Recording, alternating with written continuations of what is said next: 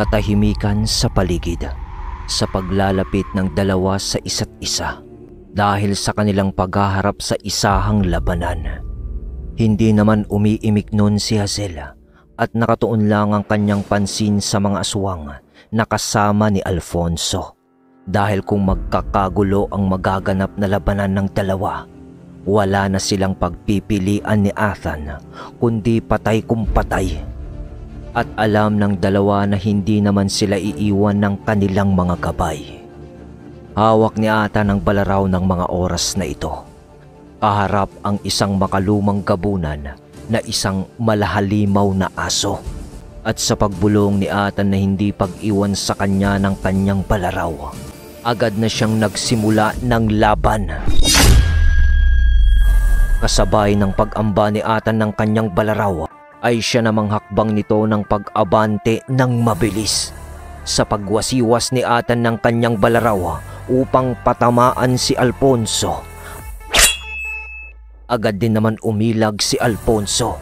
Pero sa pag-ilag nito, agad na irinibersa ni Athan ang kanyang balaraw, sabay sunod ng pagsalida niya ng saksak ulit kay Alfonso. Pero agad na tumalon papaatras si Alfonso upang hindi siya abutin ng talim nung balaraw. Sa pagkakataong yun ay lagpas na sa galaw ni Athan upang makaatake ulit ito. Kabaliktaran naman sa posisyon ni Alfonso na handa nang umatake kay Athan. "Akin ka na, takapagmana!" Salita pa ng mabilis ni Alfonso bago niya iunday ang malaking kuko nito kay Athan. Mabilis na pumuwersa ang mga paanoon ni Athan papaatras din upang hindi siya mahagip ng pagkalmot ni Alfonso. Medyo nabitin pa si Athan kung titignan natin ng maigi. Sa ating mga imahinasyon na dumaan sa mukha ni Athan ang kuko ni Alfonso na konting-konti na lang ang pagitan. Halos madali na siya sa pag-ataking yon. Napapahigpit na lang si Hazel ng pagtikom ng kanyang mga palad at sa maliit na kutsilyo nitong hawak. Makapigil hininga kasi ang kaganapan sa labanan. Para bang gusto niya nang tumulong dahil sa kanyang damdamin ay hindi niya kakayaning makita na mapahamak si Athan. Ngunit labanan yun ng lalaki sa lalaki, kaya hindi siya dapat makialam at dangal din ni Athan bilang isang mandirigma sa totoong buhay ang kanyang ipinaglalaban. Hindi dapat ito umurong. At sa muntikan ngang pagtama ng kuko ni Alfonso kay Athan, umatras pa ito ng isang hakbang upang bumelo ng pag-unday ulit ng saksak kay Alfonso. Pero bumelo naman si Alfonso ng isa niyang braso upang sundan ang unang pag-atake nito. Nakipagsabayan si Athan at doon ay magsasalubong na ang dalawa. Kuko ng makalumang gabunan kontra sa 13 talim ng balaraw ni Athan. Pero hindi yun papasalubong, kundi patarak ang direksyon nun sa katawan ng isa't isa. Sa pagkakakita ni Hazel ng dambahang yon ng dalawa, napapikit na ito dahil sa parang magsasabay ang dalawa na masasaksak ang isa't isa. Ngunit biglang tumalsik ang dalawa. Para bang may isang puwersa ang pumigil sa pagsasalubong nila sa kanilang pagitan mismo. Napaupo si Athan, napamulat si Hazel. Tumingin siya kay Athan at may bumulong kay Athan ng, "Athan, pasensya ka na. Kailangan ko yung gawin. Dahil ang kaligtasan mo ang pangunahin kong prioridad." Si Kartil iyon, ang gabay nito sa mutya ng unggoy. Para bang gumawa ito ng puwersa ng batubalani sa espiritual na nakairibersa, dahilan upang tumalsik ang dalawa na siyang naging kontra sa espasyo nila. Pero sa pagtalsik naman ni Alfonso ay hindi naman masyado itong naapektuhan dahil ginawa niyang pamreno ang kanyang kuko at paa sa lupa upang hindi ito lumayo sa kanyang kalaban na si Athan nga. Kaya't sa huling bulong ni Kartil kay Athan ay siyang muling pag-atake ni Alfonso kay Athan. Mabilis na nakalapit ito sa kanya. dahil sa malaking aso nitong kaanyuan. Ngunit agaran naman nakatayo nun si Atan, pero nakaamba na nun ng pag-atake si Alfonso. Kaya't tumama ang kuko ni Alfonso sa katawan ni Atan, pero hindi yun masyadong naibauna dahil nagawang umatras pa ni Atan sa pag-ataking yun, at dahil na rin sa kunat at kabal na ibinibigay ni Kartel sa kanya. Galos lang ang natamo ni Atan sa pag-ataking yun, pero nangangahulugan pa rin yun na malakas talaga ang makalumang gabunan na si Alfonso, dahil nagagawa niyang masugatan si Atan kahit nasa kanya ang mutya ng unggoy at pati si Kartel na gabay nito. Napunit na noon ang damit ni Atan sa pag-ataking yun. Tumindi ang pag-aalala ni Hazel ng mga oras na yun dahil sa pag-atras ni Atan ay siya namang sunod ulit na pag-atake ni Alfonso sa kanya ng isa pang malakas na pag-unday ng kuko. Ngunit biglang tumindig si Atan sa pag-apak niya papalikod ng kanyang kaliwang paa bago dumapo ang pag-unday ni Alfonso ng malalaki nitong kuko. Ibinaling ni Atan ng direksyon ng kanyang katawan upang tumagilid ito, na sanhi naman upang mailagan niya ang pag-ataking yun ni Alfonso. Sabay pasa niya ng kanyang talim sa kanya ring kaliwa. Sa pagkakataong yun, nasa posisyon na si Atan para ibaon ang balaraw kay Alfonso, at wala na itong kailag pa o kawala. Katapusan na ni Alfonso ng mga oras na yun, ngunit biglang may isang sapak ng braso na tumama sa batok ni Atan. Dahilan upang tumalsik ito ng pasubsob, at pagkadapa ni Atan sa lupa, bigla na namang may sumipa sa kanya. Tumalsik na naman ito at gumulong. Kasabay din noon ang pagkakabitaw niya sa 13 talim ng balaraw. Nang makita ni Hazel ang mga pangyayari, yung mga gabunang kasama yun ni Alfonso na siyang sumugod kay Atan. Kaya naman agaran na rin siyang umatake sa pagkakataong iyon kasama ng kanyang 2 gabay, dahil sa mga oras na yun ay nawalan na ng malay si Atan at parang hindi na humihinga. Sa pag-atake naman ni Hazel sa mga aswang na trumaydor kay Atan sa laban nila ni Alfonso, agad nitong naibaon ang dala niyang maliit na kutsilyo sa isang gabunan. Sunod noon ang pagkasunog nito. Ngunit dahil sa marami ang mga gabunan na yon na kasama ni Alfonso, ay agad naman nakinuyog si Hazel ng mga gabunang ito. Sige! Magaling! Patayin nyo na rin ang babaeng yan. Patayin nyo ang antingera! Mga sagabal yan sa ating mga plano. Tawa ni Alfonso habang natutuwa sa ginawa ng kanyang mga kasama.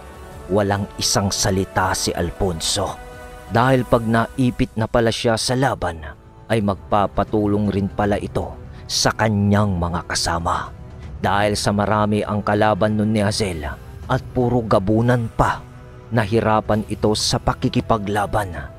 At dahil na rin sa paggamit niya ng kanyang mga mutya at mga orasyon, sa ilang sandali pa ay hindi pa rin mapatumba ng mga aswang si Hazel. Ngunit dahil nga sa babae ito, sa huli, tumalsik si Hazel sa pagtama ng isang kalmot sa kanya, na hindi naman bumaon dahil sa baluti na binibigay ni Burias sa kanya. Ngunit nagawa pa rin siyang mapinsala nito dahil sa malakas na puwersa ni Alfonso na pagkakatama sa kanya. Halos pawala na rin ng malay noon si Hazel na nakahandusay na sa lupa, at halos malapit lang ito sa kinahihigaan din ni Atan. Liningon ni Hazel si Atan noon habang nakahiga ito. Walang malay si Atan. Atan? Atan? Sa pagbigkas noon ni Hazel, pawala na rin ito ng wisyo. Pero bago mawalan si Hazel ng kanyang ulirat, nung parang palabo-labo na ang kanyang paningin, Parang nakakita siya ng bata at may pinulot ang batang yun na kung ano. Pagkatapos ay patakbo yun papalapit kay Atan na nakahandusay. Pero sunod na noon ay ang pagkawala na rin ng kanyang kamalayan. Sa mga sandaling ito ay parehas ng nakahandusay sa lupa ang antingero at antingera. Ngunit sa kaganapang pangkasalukuyan, tapos na kayo. At ano naman ang ginagawa mo dito, bata? Salita ni Alfonso sa bata na lumapit kay Atan. At anong gagawin mo sa Balaraw, batang pipi? Salita ulit ni Alfonso. Nang biglang may sumigaw ng, "Denden! Denden!" Sigaw ni Mang Arnel sa di kalayuan. Si Denden pala yung nakita ni Hazel bago ito nawalan ng malay. At ang pinulot niya ay ang Balaraw, tas lumapit siya kay Atan. Tignan mo nga naman, nandito pa itong ama ng antingera. Maganda to. Sabay-sabay na natin silang papaslangin dito. Wika ni Alfonso. Samantala, habang hindi pa ginagalaw ng mga aswang ang nakahandusay na katawan ng dalawa, binaliwala lang nila si Denden na lumapit kay Atan na may hawak ng Balaraw. Dahil nga sa bata lang iyon at wala na yung magagawa sa tingin nila. At marahan lang na naglalakad ang mga aswang noon upang lapitan sila. Hindi naman makalapit noon si Mang Arnel dahil sa takot.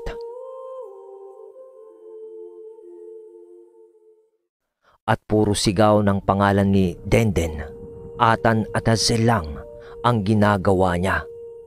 Na mangiyak-ngiyak dahil sa natatanaw niya na wala nang ang malay ang dalawa. Nang biglang sa tabi ni Atan, Kuya! Kuya Atan! Kuya Atan! Umimik si Denden. Nakakapagsalita pala ang bata. Umiiyak ito at tinatawag na kuya si Atan. At hawak pa rin ito ang Balaraw. Maaaring na trauma lang si Denden sa nangyari sa kanila ni Atan sa barko. Kaya hindi ito nakakapagsalita nung mga unang kasama nila ito. Nang walang ano-ano ay biglang sinugat ni Denden ang braso ni Atan gamit ang 13 talim. Dahil may naalala itong si Denden sa kanyang memorya. At ang naaalala niya, sa pagkakataong to, pasok muna tayo sa memorya ni Denden, mga kabagis.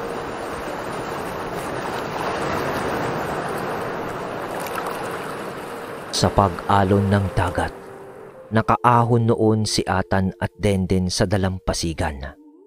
Naaalala nyo, nung unang napalaban si Atan sa barko ng mga aswang, nung natapos ang laban. Sa part 6 pa ang mga kaganapang ito. Si Denden pala ang humatak kay Atan sa pangpang.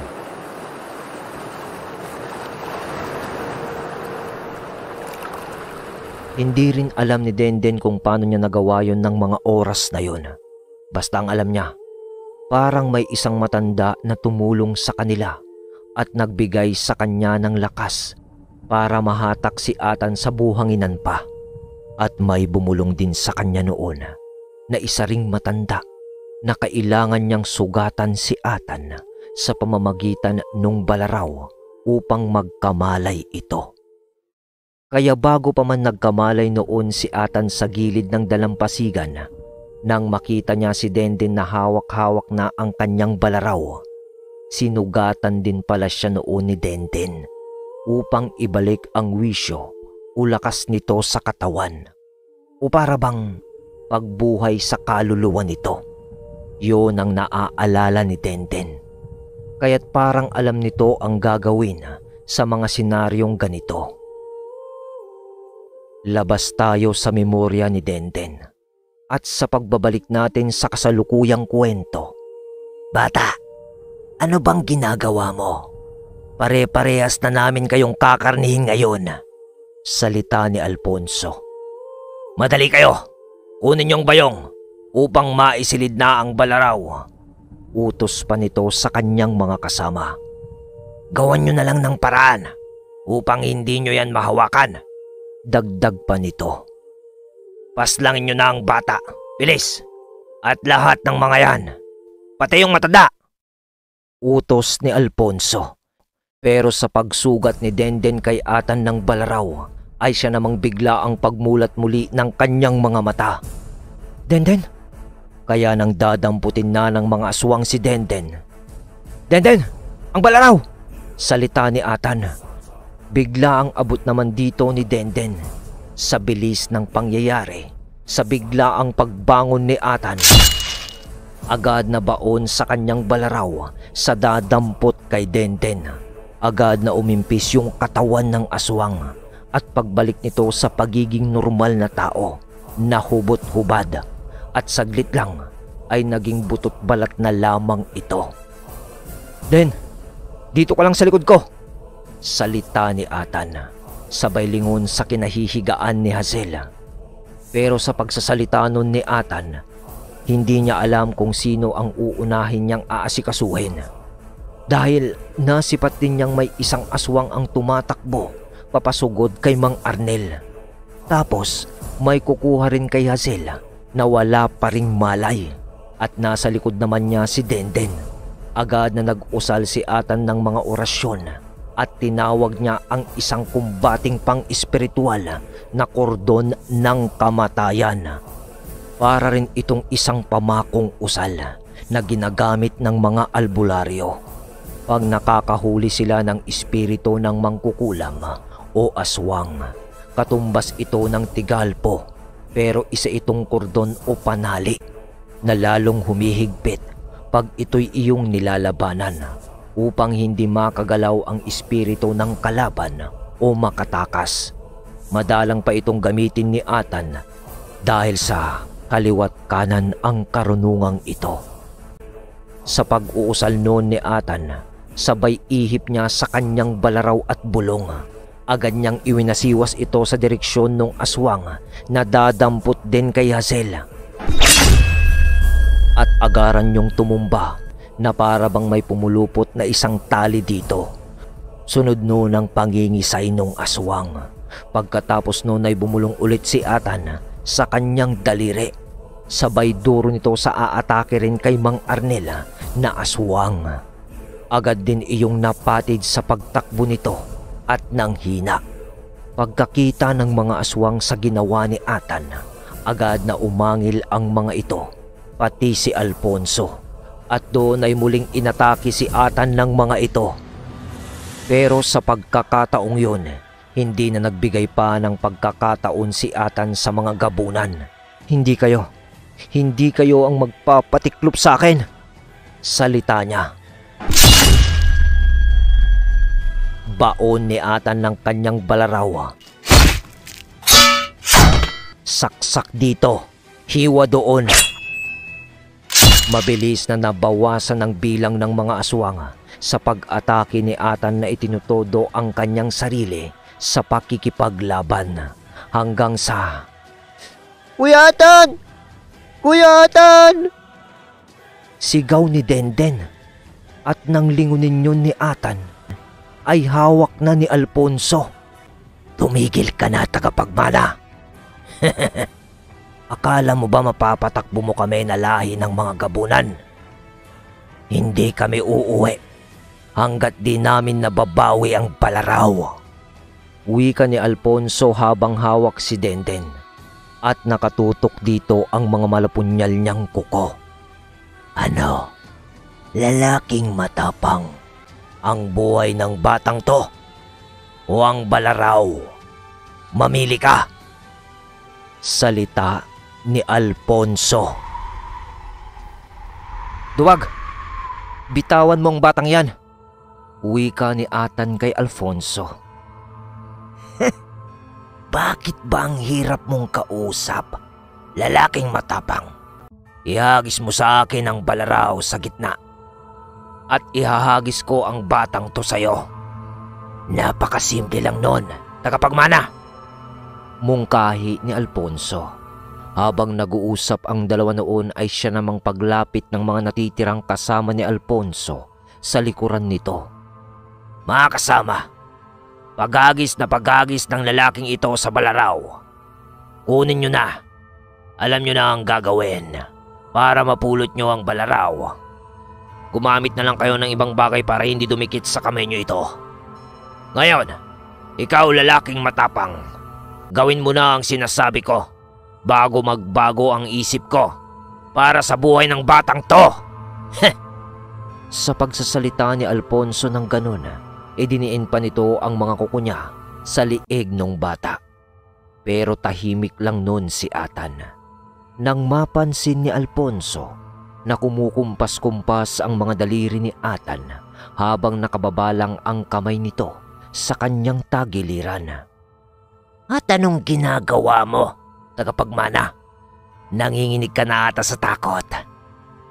Pagkabigkas naman noon ni Alfonso, biglang dumugo naman ang ilong ni Atan habang hindi ito umiimik.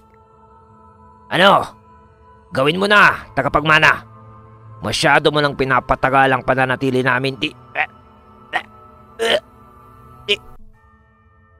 Nang biglang hindi na makaimik nun si Alfonso na parang nanigas ang mga dila nito at katawan.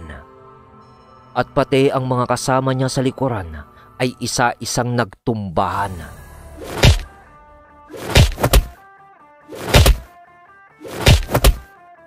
Nang hindi na makaimik itong si Alfonso, doon ay naglakad na si Atan papalapit sa kanya na marahan. Doon ay binasag na ni Atan ang kanyang katahimikan, pero umiiyak pa rin noon si Denden. Tahan na Denden, tapos na ang laban. Salita ni Atan habang papalapit ito. At sa ilang sandali ay nasa harapan na ni Alfonso si Atan. Sabay pagwiwikan nito ng, Ano aswang? Anong pakiramdam ng nakapulupot sa'yo na tigalpo ni kamatayan? Pasalamat ka dahil yan lang ginamit ko sa'yo. Sa kakasalita mo, salamat.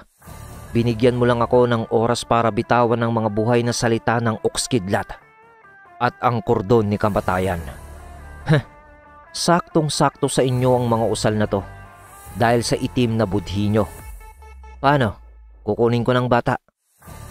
Habang nagwiwika nun si Atan, ay kinuha na nga niya si Denden sa bisig nitong si Alfonso na noon ay hindi na nakakagalaw.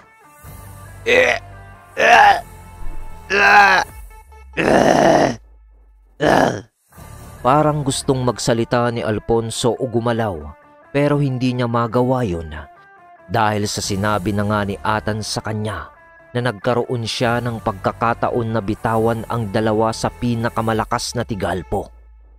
Kaya rin siguro dumugo ang ilong ni Atan kanina dahil sa ginawa niyang yun. Sa mga hindi nakakaalam, ang Oxkidlat at tigalpo ni kamatayan ay isang uri ng tigalpo sa iyong kalaban. At dahil nga sa lakas nito, ay nangangailangan din ito ng minuto o oras para makumpleto ang tigalpong ito. Depende sa antas ng puder na naipon mo sa iyong pagdarasal at karunungan.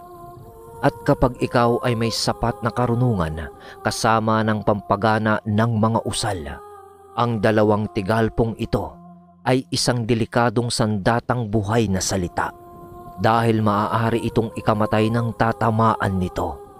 Ang epekto nito sa katawan ng isang nilalang kapag ito ay tinamaan, mga laman loob ang dadaliin nito.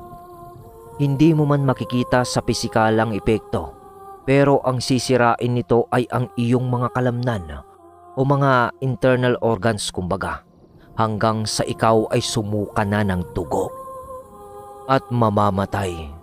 Pwedeng agaran ng pagkamatay mo at pwede ring abutin ka ng linggo o buwan kung mahina ang gumamit nito sa iyo. O vice versa, kung malakas ang espiritual mong pagkatao, ay mahihirapan ka din na talaban nito. Balik tayo sa kwento. Sa pag-atras ni Atan, pagkakuha niya kay Denden, nung hawak na niya sa kanyang braso ito. Bigla na lang bumulwak sa bibig ni Alfonso ang dugo na para bang nasira ang buong sistema nito sa kanyang katawan. Napaluhod ito sa harapan ni Atan hanggang sa unti-unti na itong naging normal na tao. Doon ay ibinaba ni Atan si Denden. Den, hindi ko alam na nakakapagsalita ka pala. Opo, Kuya Atan. Mabuti kung ganon. Pwede bang ipikit mo muna ang iyong mga mata para sa akin? Wika ni Atan kay Denden. Walang ano-ano ay pumikit naman si Denden. At pagkapikit ni Denden, baon ni Atan sa liig nung aswang ng 13 talim ng balaraw. Agad na umimpi si Alfonso at tuluyan na itong namatay. Den, pwede mo nang imulat ang mga mata mo. Tara na kay Ate Hazel mo. Doon ay naglakad ang dalawa papunta kay Hazel na nooy wala pa ring malay. Pagkaabot nila doon ay tumatakbo na rin noon si Mang Arnel sa kanilang likuran, papalapit sa kanila. Anak! Anak! Hazel! Sigaw pa niya. At pagkalapit ng ama ni Hazel, Mang Arnel, hawakan niyo muna ang bata, papatalikod.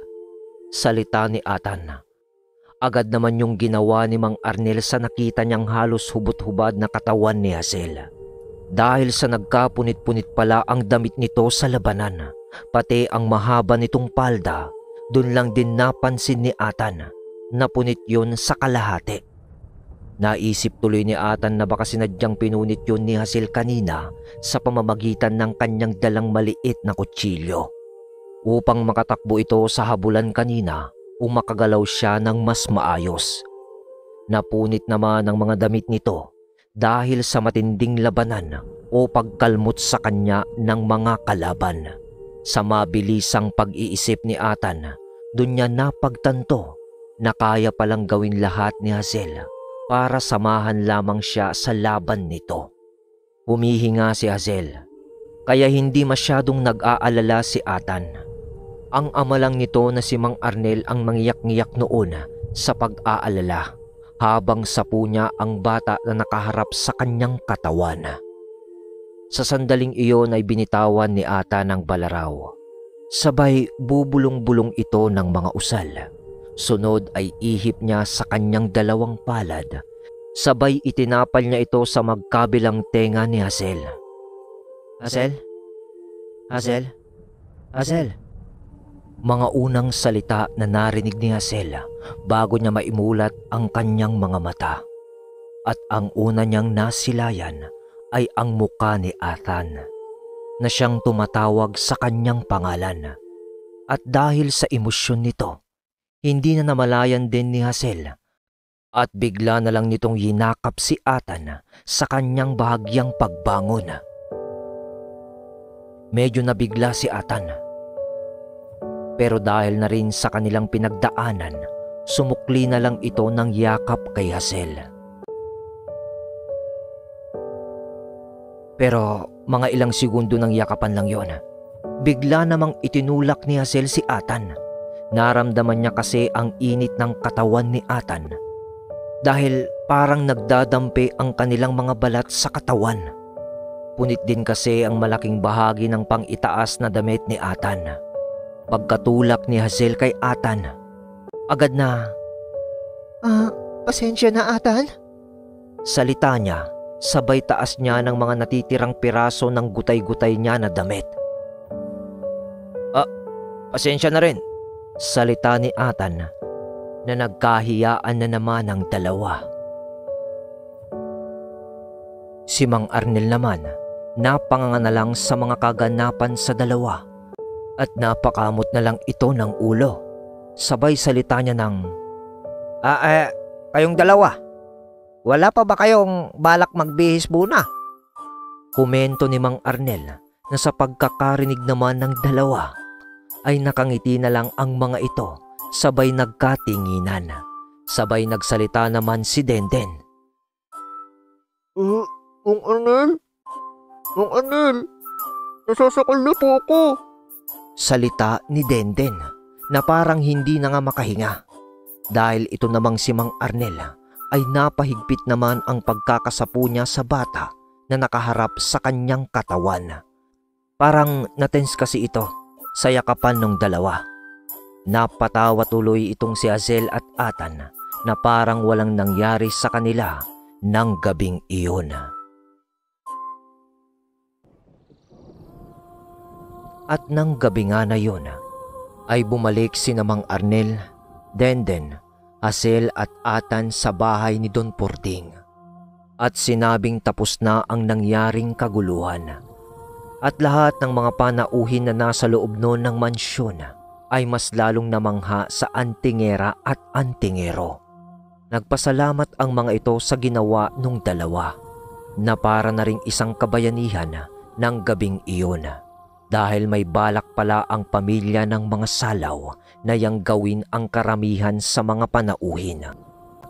Muling nagpasalamat naman noon si Don Pording sa dalawa nang matapos makapagbihis ang dalawa sa pagbibigay ng damit ni Esmeralda kay Hazel at si Don Pording naman kay Atan. Atan! Atan! Hazel! Nako! Iho! Iya!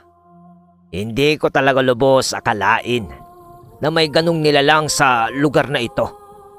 Kahit pala kinakain na tayo ng modernong panahon sa pagsulong ng mga araw, ay may mga nilalang pa rin o bagay na hindi natin may paliwanag. At huwag na kayong mag-alala sa mga butot balat na bangkay na mga gabunan. Gabunan na aswang. Salita ni Don Pording na medyo may patanong sa dalawa. Oho, sagot ni Atan. Bueno, pinasunog ko na sa mga tauhan ko ang mga bangkay ng mga yon. Gaya ng sinabi mo, Atan, Hazel. Ali kayo sa bintana. Pagbukas ng bintana ni Don Pording, dun nga ay nakita nila ang malaking apoy sa isang sulok ng bakuran ni Don Pording, kung saan niya sinasabi na sinusunog ang bangkay ng pamilya Salaw. Nang habang nasa bintana ang dalawa kasama ni Don Pording, nakaramdam si Atan at Hazel nang parang may mga mata na nakamasid sa kanila. Lumingon sila sa harap ng gate at sa labas nun ay parang may naaninag sila na dalawang nilalang na nakatayo. Pero hindi nila kita ang kabuuan ng katawan at itsura ng mga yon dahil sa medyo madilim. Nang biglang may, Atan! Atan! Salamat! Andito ka pala! Boses ni Esmeralda, sabay bigla na lang yakap nito kay Atan. Biglang lumapit yun eh.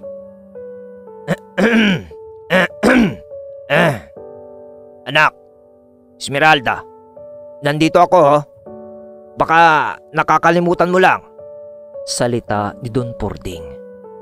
Doon ay biglang bumitaw si Esmeralda sa pagkakayakap niya kay Atan. Napayuko na lang si Hazel sa nakita niya. Ayaw na niya kasi yung tignan. Kumikirot kasi yung damdamin niya eh pag nakikita niyang dumidikit si Esmeralda kay Atan. Esmeralda, pwede ka namang magpasalamat na hindi yumayakap.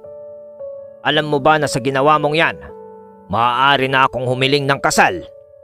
Buti na lang, naiintindihan ko ang nangyayari. Nagkadikit na kayo ni Atan eh. Napangiti lang si Esmeralda sa sinabing yon ng kanyang ama. Samantala, nanlamig naman si Hazel sa narinig niyang sinabi ni Don Pording kasabay ng parang paglakas ng kabog ng kanyang dibdib. Si Atan naman ay parang natatai na ninenerbyos. Di mo malaman kung ano eh. At mas lalong tumindi yun nang nagsalita ulit si Don Pording ng, Siya, bukas na tayo mag-usap-usap tungkol dito. Esmeralda, samahan mo na si Hazel sa kanyang silid na tutulugan. At ikaw naman, Atan, halika. Sasamahan kita sa iyong tutulugan din. at mag-uusap pa tayo. Kinabahan si Atan. Mukhang may ibig sabihin si Don Purding. Oo, Don Purding. Sa paglalakad ng dalawa papunta sa silid na pagpapahingaan ni Atan, inakbayan ni Don Purding si Atan. Nga pala, Atan. Tulog na yung batang si Denden, kasama ni Arnel. Doon ka rin sa tabi ng silid na kanilang tinuluyan. Oo, Don Purding. Nasabi na ho sa akin kanina yan ni Hazel. Mabuti. Kung ganon. May iba ako, Atan. Didiretsahin kita. Ano ba ang tingin mo sa anak kong si Esmeralda? Namula si Atan sa walang prenong tanong ni Don Purding. Kaibigan po, Don Purding. Sagot ni Atan. Aba natural. Bata nga may kaibigan, di ba? Matanda may kaibigan. Binata o dalaga, may kaibigan din. Pero ang pinupunto ko, Atan, ay yung mas malalim na relasyon o pagtingin sa isang tao. Naiintindihan mo ba ako, iho? Mga wika ni Don Purding, sabay bitaw ng pagkakaakbay kay Atan at tingin nito sa mga mata ni Atan. Mabait po si Esmeralda, Don Purding. At maganda hong babae. Wala naman sigurong lalaki na hindi magkakagusto sa kanya. Eksakto! Yun ang sinasabi ko. Biglang singit ni Don Purding. Gusto mo ba ang anak ko, Atan? Hindi nakaimik si Atan, kaya nagpatuloy sa pagsasalita si Don Purding ulit. Alam mo, Atan, para sa isang ama, kilala nito ang kanyang anak sa kilos at salita. At bilang usapang lalaki lang, Atan, alam ko na may gusto sa'yo si Esmeralda. Kaya tinatanong ko ito sa'yo. Ganun ho ba? Pasensya na ho, Don Purding. Pero hindi ko pa pumasabi ang nararamdaman ko kay Esmeralda. Hindi ko sigurado kung may pagtingin din po ako sa inyong anak. Ganun ba? Bueno, gusto ko lang namang iwan sa'yo ang salita na ayaw ko lang masaktan ang aking anak. Dahil siya na lamang ang meron sa akin ngayon. Ngayon, Atan, kung dumating ang pagkakataon na magkagustuhan nga kayo, gusto ko lang malaman mo na wala naman akong tutol pagdating sa bagay na yon. Ang ayaw ko lang, Atan, ay yung masaktan siya.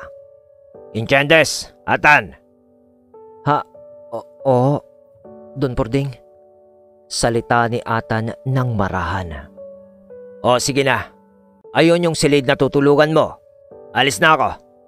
Paalam ni Don Purding. Samantala, habang nagaganap ang pag-uusap ni Atan at Don Purding noon, ay kasalukuyan ding nag-uusap si Hazel at Esmeralda. Hazel? May gusto ka ba kay Atan? Tanong ni Esmeralda habang hinahatid naman nito sa tutulugan ni Hazel. Ako? Wala. Kaibigan ko lang si Atan. Sagot ni Hazel. Ay, buti naman kung ganon. Akala ko kasi nobyo mo na siya. Ay hindi Salita ni Hazel na parang tulak ng bibig, kabig ng dibdib, dahil iba ang kanyang sinasabi sa kanyang tunay na nararamdaman. Pero ni minsan ba hindi ka nagkagusto sa kanya? Tanong ulit ni Esmeralda. Hindi naman. Sagot ulit ni Hazel sa tanong ni Esmeralda. Hay, parang ang sarap kasing matulog sa mga bisig niya, no? Tapos ang kisig pa niyang lalaki. Buti na lang, wala kang gusto sa kanya. Wala akong karibal. Paano? Dito na tayo. Alam ko na. Bakit hindi ka na lang kayo matulog sa kwarto ko? Ang luwag naman nun Total, isang gabi lang naman. Suwestyon ni Esmeralda. Umuo na lang noon si Hazel dahil naguguluhan din ito sa kanyang sarili sa mga salita ni Esmeralda. At dun nga ay magkasama naman silang natulog ni Esmeralda sa silid nito. Ilang sandali pa, sa silid ni Atan ay hindi ito makatulog. Si Hazel ay ganun din ng gabing iyon. Hanggang sa makarinig ang mga ito ng alulong sa palibot ng mansyon.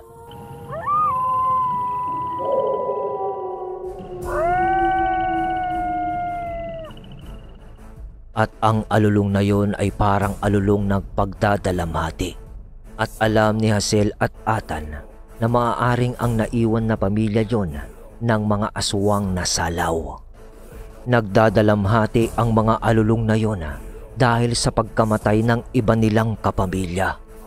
Bumangon noon si Atan at dinampot ang kanyang balaraw. At sa bulsa nito, meron siyang dinukot na isang bagay. Isa yung kapiraso ng kahoy. Naaalala nyo, nung bago sila tumalon ni Hazel sa barko ng mga aswang, yon ang kahoy na yon na hawak ni Atan. Parte yon ng barkong nasakyan niya dati. Napapaisip kasi itong si Atan. Dahil pag inilalapit niya ang kahoy na yon sa balaraw, ay nagbabaga ang letra ng balaraw nito na para bang may pinapahiwatig ito sa kanya.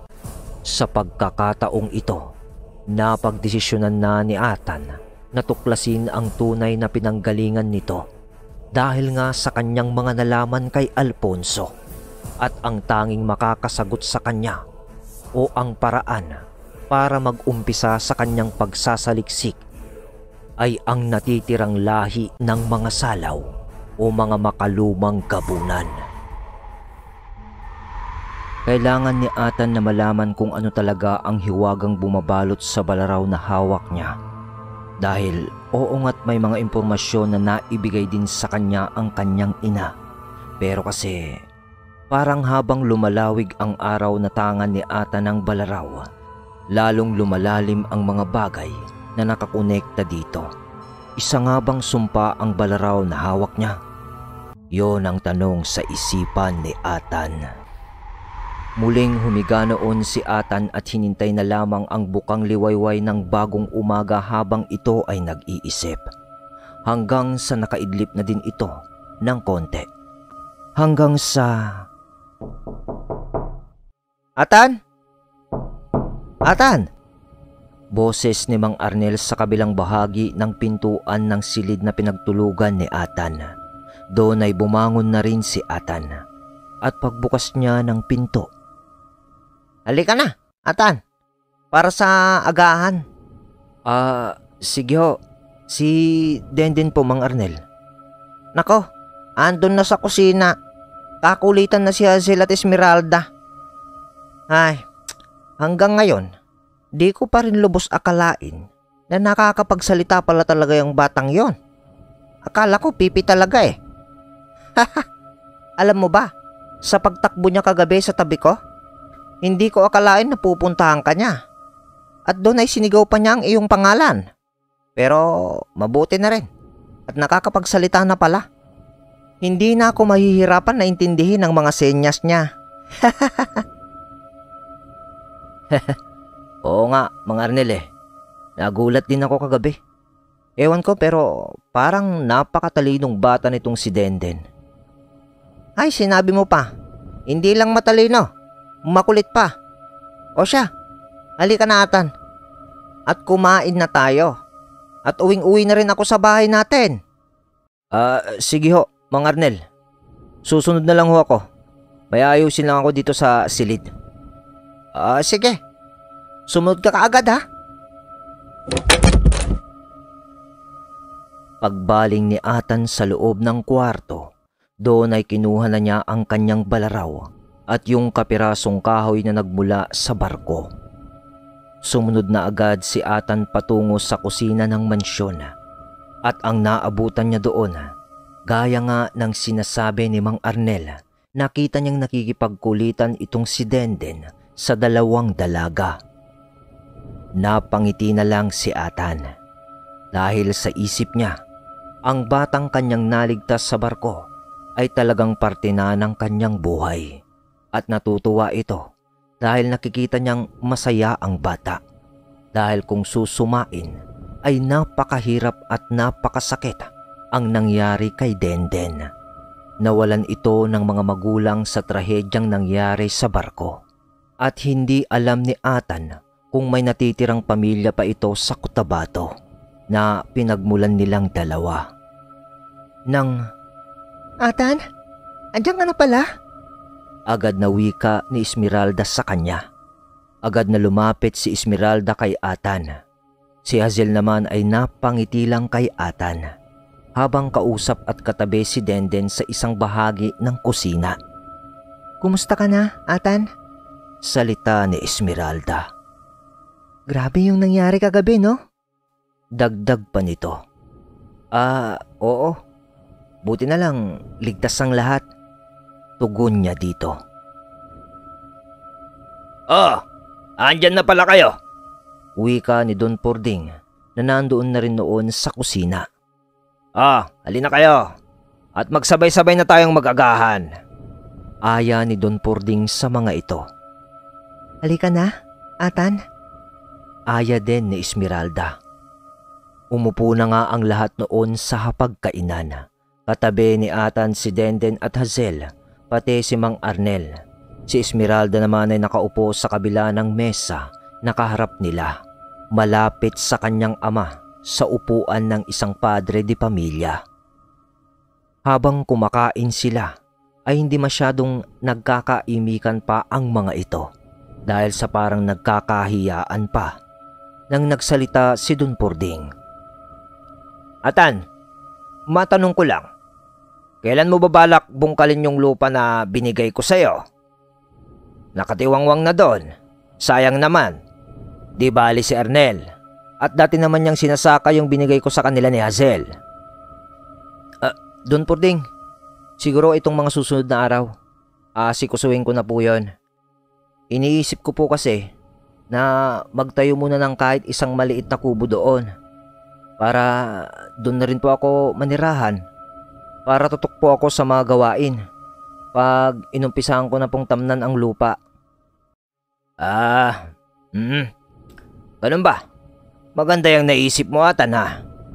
Hayaan mo't pasasamahan kita sa ibang mga tauhan ko para gumawa ng kubo doon.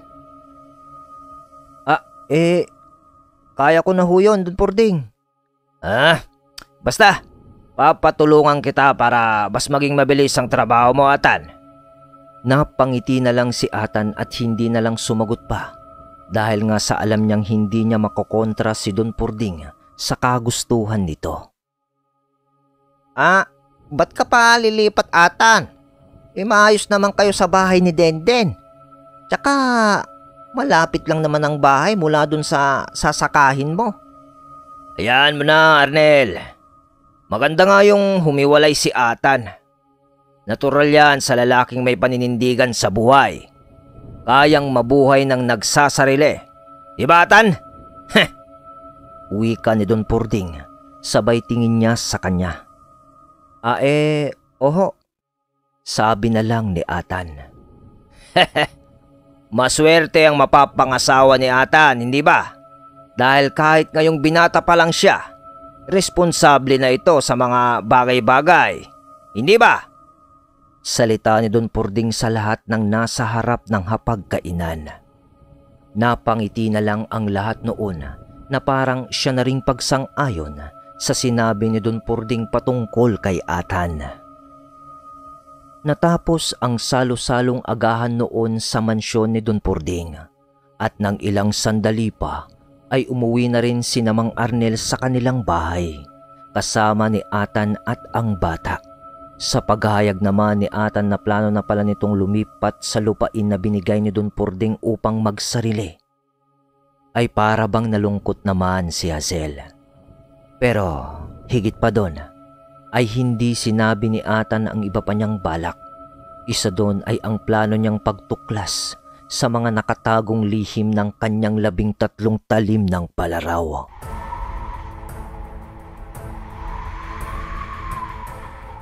Lumipas pa ang mga araw hanggang sa sinimulan na nga nila Atan ang paggawa ng kanyang kubo. Gaya nga ng pangako ni Don Purding ay pinatulungan niya ito sa kanyang mga tauhan. At hindi lang yon, pati ang ibang materyales sa paggawa ng kubo niya ay binigay na rin ni Don Purding sa kanya. Sa silong ng 2 kamatsyuling puno, doon ay nagtayo si Atan ng kanyang sariling kubo, kasama ang lupain na sasakahin nito. Maganda ang ngiti ni Atan noon dahil sa wakas ay makakapag-umpisa na sila ng panibagong buhay ni Denden sa ibang bayan. Gumawa ng mga sinigit na kawayan noon si Atan para magsilbing bakod din sa kanyang kubo. Pero hindi pangkaraniwan ang bakod na yon dahil linagyan ni Atan ang bawat posting inihukay ng mga botelya na may lamang papel at may sulat na mga orasyon pangontra sa mga elemento, lalong-lalo na sa mga aswang na interesado sa kanyang balaraw. May langis din na nakalagay doon kasama yung papel na lana ng nyog, at inorasyonan din iyon ni Atan para mas lalong mapagtibay ang bakod na yon sa mga masasamang elemento. At doon nga ay tuluyan nang nanirahan si Denden at Atan sa lupang kanilang sasakahin na pagmamay-ari na nga ng buo ni Atan. Sa mga nakalipas na araw ay parang hindi naman nanibago si Mang Arnel at Hazel sa paglayo ni Atan at Denden, dahil madalas naman si Mang Arnel sa bukirin nila ni Hazel at katabi lang naman yun ng lupain na sinasaka ni Atan. Kaya parang walang nagbago. Halos araw-araw ay nagkikita rin si Mang Arnel, Atan at Denden. Ganon din naman si Hazel. Di nga malaman ni Mang Arnel dahil doon ay sumipag ng magluto si Hazel ng babaunin nito sa bukid. Sa tuwing alam niyang maghapon si Mang Arnel doon. At hindi lang yon, si Hazel pa mismo ang nagsabi at nagkusang maghahatid daw ito ng baon niya. Nang isang araw ng Biyernes, may di inaasahang panauhin ang dumating kay Atan habang nag-aararo nun si Atan. Ginoo! Ginoo! Sigaw ng isang lalaki kay Atan. At sa paglingon ni Atan at Denden na nasa tambak, nakita nila ang isang lalaki na may hawak na payong kasama ang isang babae. Nung una ay hindi ito makilala ni Atan, pero nang kumaway yun sa kanya, si Esmeralda iyon. At tila ba may hawak-hawak ito na basket. Agad na itinigil ni Atan ang pag-aararo at tinanggal ang kalabaw sa pagkakapako nito. "Den, kunin mo tong kalabaw," wika ni Atan. "Pakawalan mo na lang muna sa tambak na maraming damo para manginain." Dagdag pa nito. Opo, kuya. Agaran naman yung ginawa ni Denden. Lumapit si Atan noon kay Esmeralda. Balot na balot noon ng telang kasuotan at may mga guwantes pa ito sa kanyang mga kamay na kulay puti.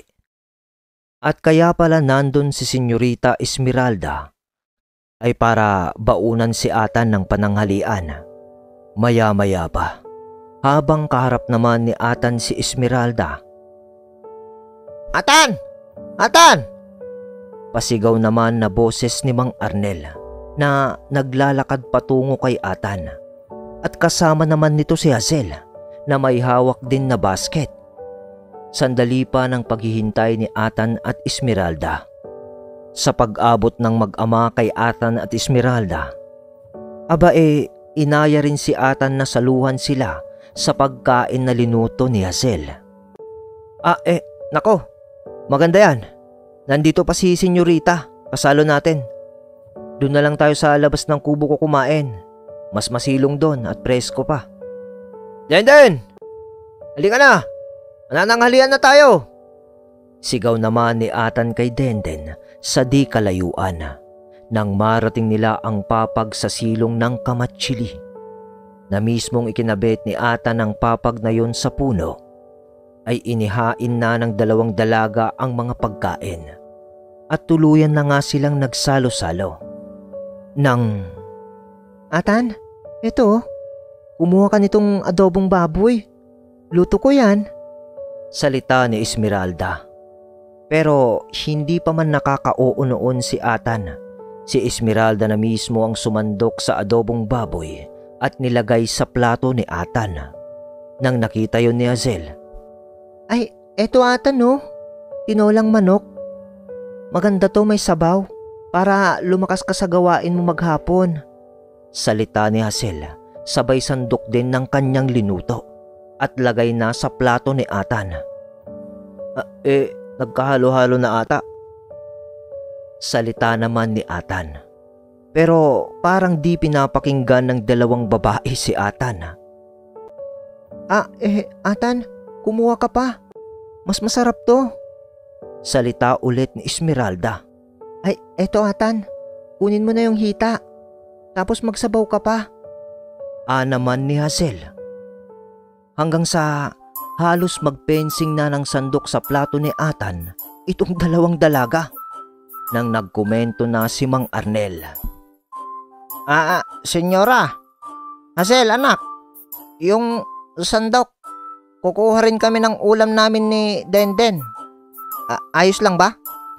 Pambasag trip ni Mang Arnel sa tila ba bangayan ng sandok o nung dalawa kaya. Yun tuloy, natapos ang kainan na nagkaroon ng ilangan na di naman maintindihan ni Atan ng maayos. Pero nung nagpapalipas na sila ng oras pagkatapos kumain, kinausap ni Atan si Esmeralda patungkol sa pamilya ng mga salaw, kung saan ba ang bahay ng mga ito at ang likod sa pagkakakilanlan sa mga yon. Dahil nga sa nabanggit noon ni Don Pording na naging kaibigan din ni Esmeralda si Alfonso na nakalaban din ni Atan. At ang kwento ni Esmeralda, nakailan lang din pala dumating ang pamilyang yun sa lugar nila. At ayon sa impormasyon na nalaman din niya sa kanyang ama na kung hindi siya nagkakamali, nasa mahigit 6 o 7 taon na mula nung dumating ang pamilyang yun sa kanilang lugar. Hindi alam ni Esmeralda kung saan nanggaling ang liping iyon. At hindi rin niya alam kung saan nanggaling ang kayamanan ng mga ito. Dahil ang pamilya Salaw anya, parang galing ang mga ito sa mga makalumang buena pamilya sa uri ng kanilang pananamit na parang mayaman talaga.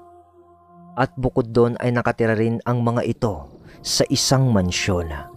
At kwento pa ni Esmeralda na yung mga nakalaban nyo Atan ni Hazel ay halos kalahati lang ng bilang ng pamilya nila. Para silang nanggaling sa monarkiyang pamilya na mayaman. At ito yung nakakapangilabot pa sa kanila. Balita ko Atan, sila ang nag-aasawahan sa isa't isa. Magpipinsan, magkakapatid, o magtito. Dahil daw sa rason na ayaw nilang mahaluan sila ng ibang lahi o ibang tao. Ganun ba Esmeralda? Alam mo ba kung saan yung eksaktong lugar nila? Oo. Sagot ni Esmeralda. At dun nga ay sinabi ni Esmeralda ang lugar kung saan nakatirik ang bahay ng mga salaw. Lingid sa kaalaman ng lahat na nagsisimula na si Atan sa plano niyang pagtuklas ng pinanggalingan ng kanyang palaraw. Nang mapansin naman ni Hazel ang pag-uusap ni Atan at Esmeralda, parang tumapang din ng konti si Hazel para sa kanyang nararamdaman kay Atan. Lumapit siya at nagtanong kung anong pinag-uusapan ng dalawa. At sinabi naman ni Atan na patungkol nga ito sa pamilya ng mga salaw. Pero hanggang dun lang ang sinabi ni Atan.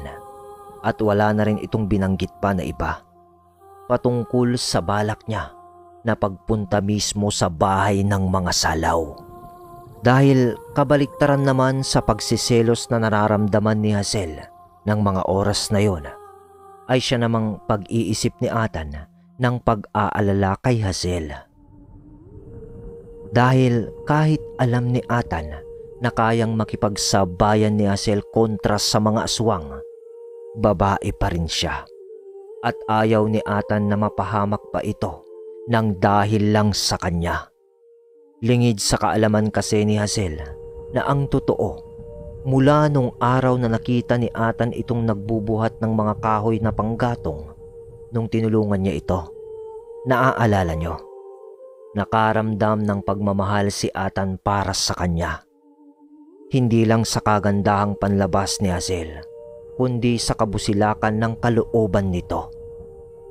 May mga bagay lang na gustong ayusin muna si Atan bago niya ipagtapat ang pagmamahal niya dito.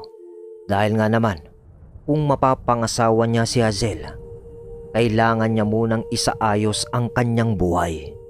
Paano sila mamumuhay ng tahimik kung puro kaguluhan ang humahabol kay Atan patungkol sa hawak niyang balaraw? Sa makatuwid, hindi lang sa kuryosidad kaya gustong gawin ni Atan ang bagay na ito. Hindi lang para sa kanya, higit sa lahat ay para kay Hazel. Lumipas ang araw na yon at umuwi na rin ang mag-ama. At umuwi na rin noon si Esmeralda. Hanggang sa dumako na ang takip silim. Nang biglang habang itinatali ni Atan ang kalabaw sa malapit sa kubo nito, nakaamoy ito ng isang di kaaya-aya sa hangin. Nagawan na noon ng kaluban ulit ni Atan ang kanyang balaraw. Kaya lagi naman na itong nakalagay sa kanyang bewang. At nang tumingin siya sa harapan ng kanyang bakuran, nakita niya ang isang nilalang na nakatalukbong ng itim na tela. At may mga butas-butas pa ito sa sobrang kalumaan. Atan, dito lang pala kita matatagpuan. Binunot agad ni Atan ang kanyang balaraw. Teka, Atan, hindi ako kalaban. Hindi mo ba ako nakikilala? Salita nung nilalang, sabay tanggal ng kanyang talukbong. Lumapit si Atan dito upang tignan ng mabuti ang pagmumukha nun. At nang nasipat niya na ito, ikaw? Salita ni Atan. Ako nga ito, Atan. Si Silang, ang kaibigan ni Talim. 7 taon na mahigit, Atan, nung huli tayong nagkita.